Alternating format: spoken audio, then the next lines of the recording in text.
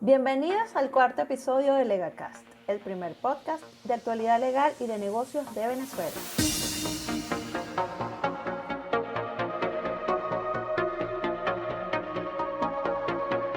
Nuevamente con ustedes, Dubrasca Sapiaín, abogado del Departamento Corporativo de Lega Abogados en Caracas. Me encuentro de nuevo en los micrófonos con Carlos García Soto, socio del área de Derecho Público de nuestra firma. ¿Cómo estás, Carlos? Pues muy bien, Dubrasca, la expectativa de estas conversaciones que vamos a tener en este episodio con nuestros invitados. Muy interesantes y variados van a ser los temas de hoy, así como nuestros invitados. Carlos, ¿por qué no nos cuentas a la audiencia los temas de este episodio? Sí, fíjate, tenemos hoy tres temas. Un tema que es interesante pues para nosotros los abogados, que es cuáles son los retos que está suponiendo para el ejercicio profesional, para las firmas de abogados, pues esta pandemia, esta emergencia sanitaria en la que estamos inmersos. Luego vamos a conversar también sobre cuáles son las implicaciones fiscales del teletrabajo. Y en tercer lugar, vamos a conversar sobre cómo se ha visto afectada la industria de la moda por la crisis ocasionada por la pandemia.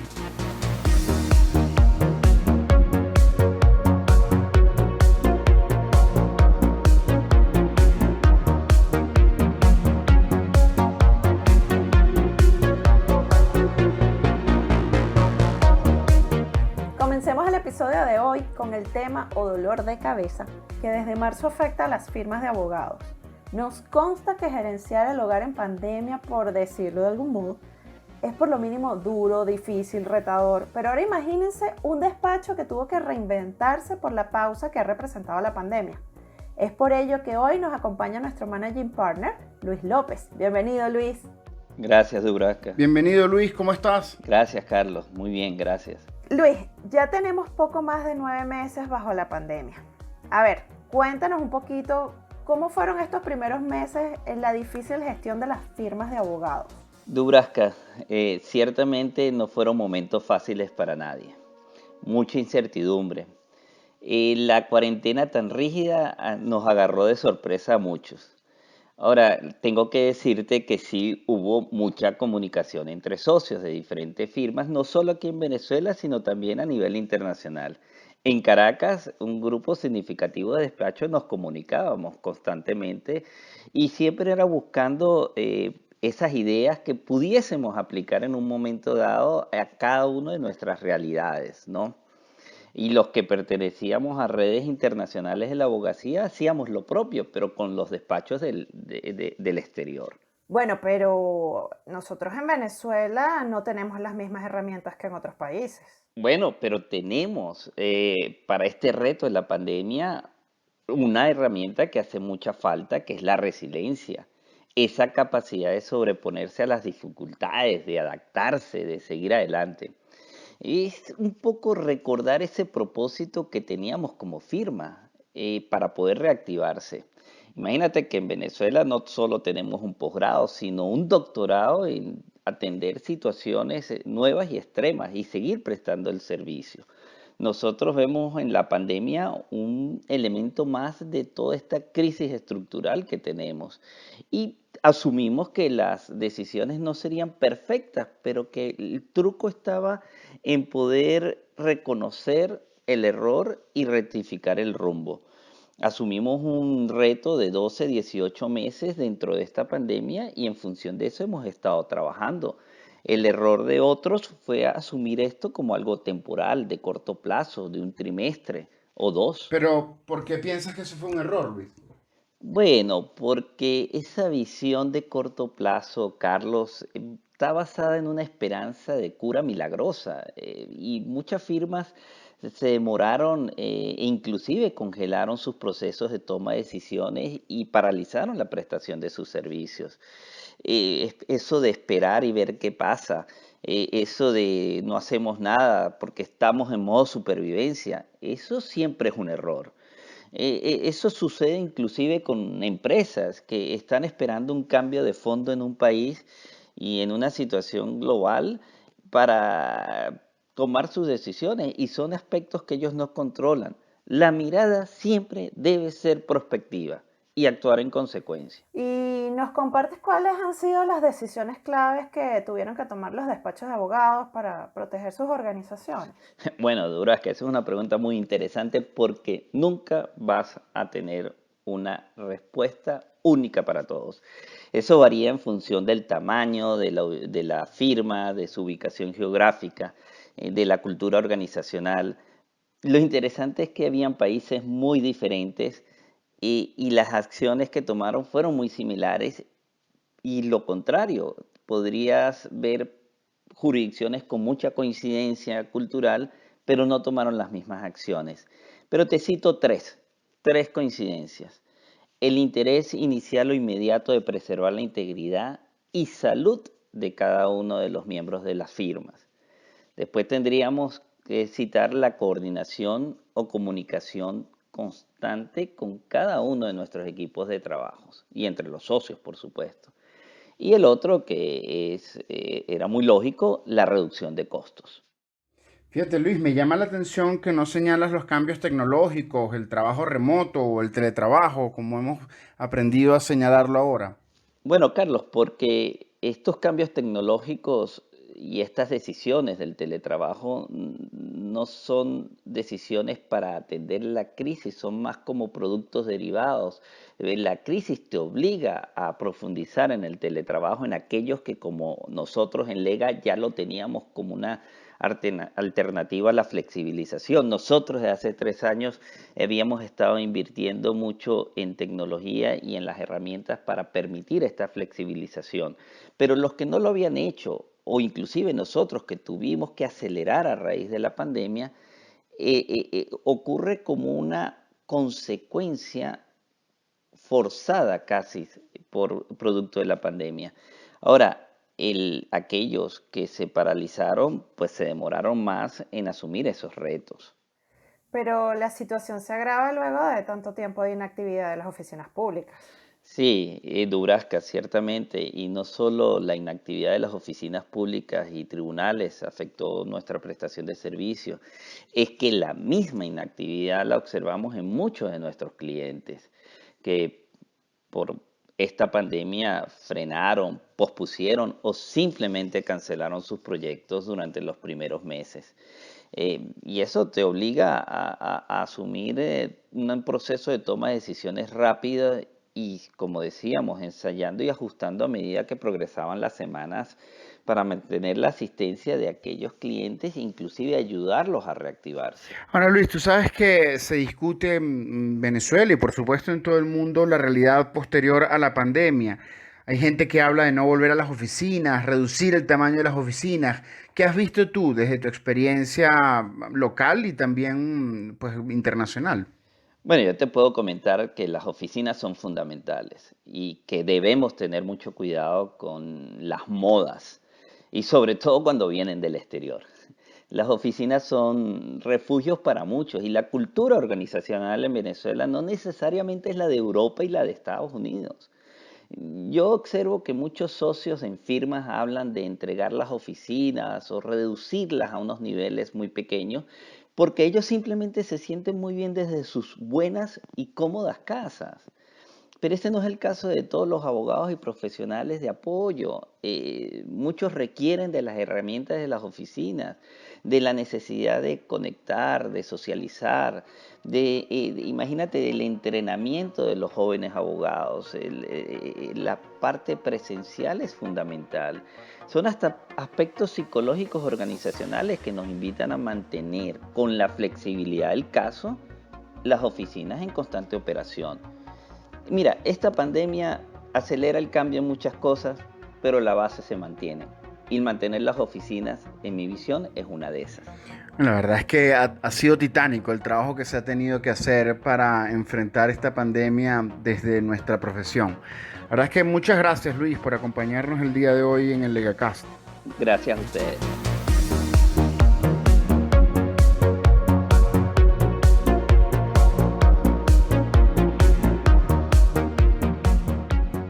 Así es, Carlos, Luis. No cabe duda que toda organización necesita buenos gerentes, que sepan identificar las potencialidades, que actúen en resiliencia, como decías, y que acompañen a sus equipos, lo que tanto llamamos vivir con propósito.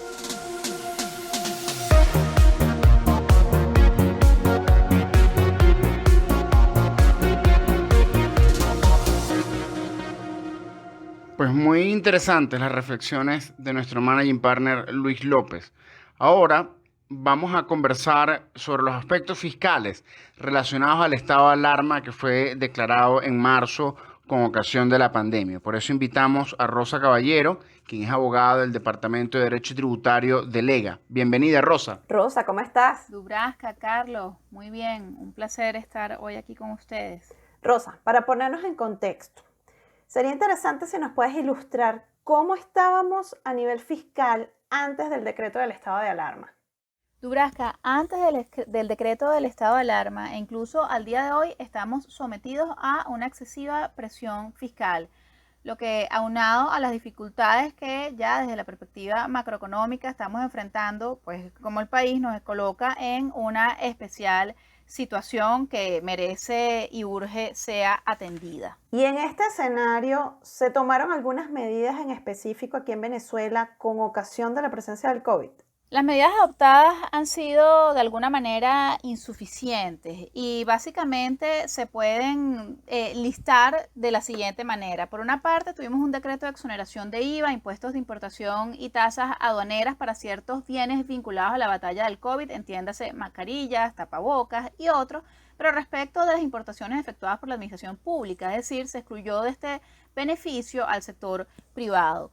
Por otra parte, también contamos con algunas medidas ya tomadas a nivel municipal en la que básicamente se establecieron prórrogas para la declaración y pago de impuestos municipales. En el 31 de agosto se tomó, si se quiere, la medida la que ha sido más relevante, que fue el cambio de modalidad de semanal a quincenal del régimen temporal de declaración y pago del IVA y sus retenciones. Y también tenemos algunas medidas extraoficiales en apoyo a las microempresas y pymes, básicamente aquellas microempresas que se creen o constituyan hasta el periodo de 6 meses, pues luego de transcurrido, superada la pandemia, con ingresos anuales inferiores a 400 petros, no pagarán ni impuestos sobre la renta ni impuestos a las actividades económicas respecto de los ingresos a obtener en el ejercicio fiscal 2021.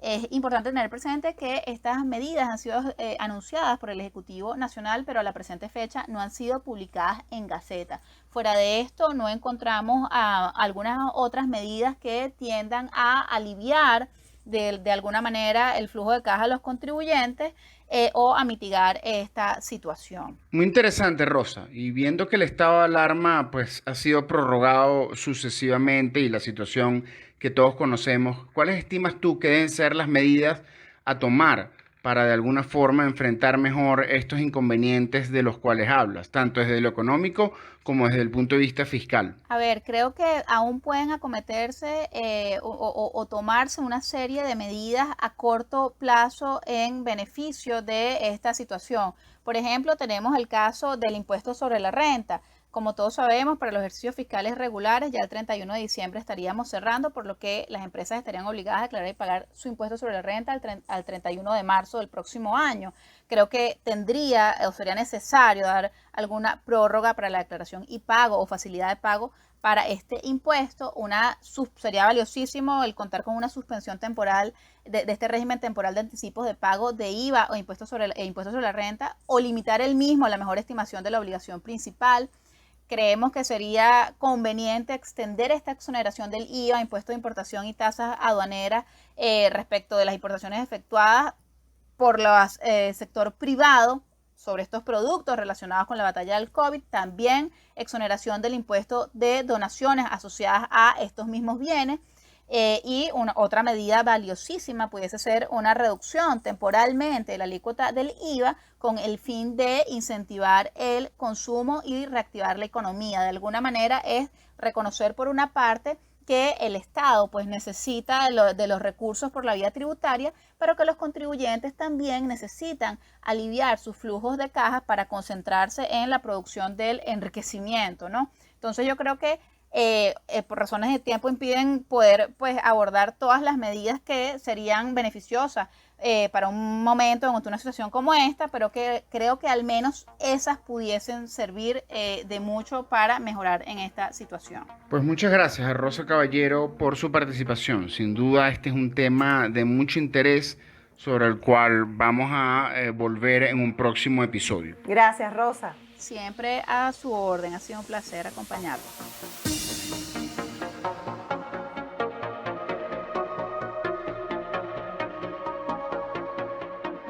Para concluir el episodio del día de hoy, queremos invitar a Katiuska Mendoza, nuestra invitada más joven desde que comenzamos el proyecto del Legacast. Katiuska es abogada de nuestra área de industria de moda. Bienvenida, Katy. Muchísimas gracias por su invitación, muy contenta de estar con ustedes hoy. Katy, cuéntanos, ¿cómo crees tú que ha influido la pandemia en la industria de la moda? Bueno, ciertamente la COVID-19 ha influido y afectado en muchos sectores económicos, tanto a nivel mundial como en nuestro país. Ciertamente, pues la industria de la moda no se escapa de estos. A mi parecer, lo que más afectó durante este tiempo a la industria fue la venta en los establecimientos físicos de las tiendas, ya que se implementaron una serie de restricciones como medidas de bioseguridad que no permitían que éstas permanecieran abiertas. Aunque ya se venía aplicando desde hace mucho tiempo la modalidad online o el e-commerce, muchas de estas tiendas tuvieron que migrar a esta digitalización, lo cual les permitió sobrevivir durante estos meses e incrementar estas ventas de manera significativa. Y esta modalidad del comercio electrónico para la industria de la moda, ¿de qué manera se ha implementado específicamente en Venezuela? Sí, como les comentaba, pues ya esta modalidad de e-commerce había sido implementada por muchas empresas desde hace tiempo. Sin embargo, durante estos meses se convirtió en la protagonista de las redes sociales como Instagram y Facebook. Además, pues se ven cada vez más páginas web de tiendas y pues gracias a esto se modificaron dos elementos fundamentales de la industria, los cuales son los canales de distribución y las políticas de compra. En Venezuela pues no existe todavía una regulación específica relacionada al e-commerce. Pues aquellas personas o incluso emprendedores que están ahorita muy en boga, que adopten esta modalidad en su negocio, deben tener claro que es fundamental que implementen una política clara de cambios y de evoluciones. Y además que incluyan términos y condiciones en las páginas web. De igual manera, pues contractualmente tienen que ajustar sus esquemas de negocios, ya que bueno, es posible que con la modificación de la cadena de distribución y quizás el cambio de proveedores o de agentes, los contratos o acuerdos que tenían previamente firmados haya que modificarlos y ya no apliquen de la misma forma en el negocio. Finalmente, pues es importante aclarar que por el hecho de que las tiendas o las empresas no cuenten físicamente con un establecimiento o hayan migrado de una sede física a la modalidad online, no están eximidos de obligaciones fiscales o inmobiliarias. No pueden pasar por desapercibidos desde el punto de vista legal, lo que me lleva a mí a concluir que es importante que en estos momentos se analice no solo el negocio de la moda, sino otros negocios que hayan incluido esta modalidad del e-commerce desde una perspectiva legal y contractual, ya que lo que apunta es que cada vez más sean las tiendas o empresas que se unan a esta digitalización y es importante que se puedan ajustar a estas novedades y no existan vacíos legales o incumplimientos por parte de los sectores por desconocer cuáles serían las normativas o regulaciones que les aplica a esta modalidad, aunque se sabe que no está regulado específicamente en nuestro ordenamiento jurídico. Pues muchísimas gracias, Katiuska. La verdad es que muy interesante toda esta explicación que has dado en un sector que, bueno, que ciertamente es de la mayor importancia para nuestras sociedades contemporáneas. Así que, bueno, muchísimas gracias, muy amable. Gracias, Katy. Muchísimas gracias a ustedes por la invitación.